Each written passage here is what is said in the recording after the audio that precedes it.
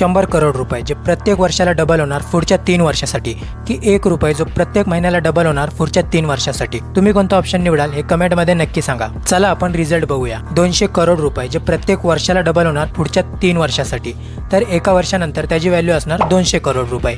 आणि 1 रुपये जो प्रत्येक महिन्याला डबल होणार पुढच्या 3 वर्षासाठी, एका वर्षानंतर त्याची व्हॅल्यू असणार 4026 रुपये. दुसऱ्या वर्षामध्ये 100 करोडची व्हॅल्यू होणार 400 करोड रुपये आणि 1 रुपयेवाल्या ऑप्शनची व्हॅल्यू होणार 1.67 करोड रुपये. इथपर्यंत ज्यांनी पहिलं ऑप्शन निवडलंय ते तर खुश असणार. तर आता आपण येऊयात तिसऱ्या वर्षामध्ये. तिसऱ्या वर्षामध्ये 100 करोडची व्हॅल्यू होणार 800 करोड रुपये आणि 1 रुपयाची व्हॅल्यू होणार 6870 करोड रुपये. आता तुम्ही बोलाल इतका मोठा फरक कसा आला?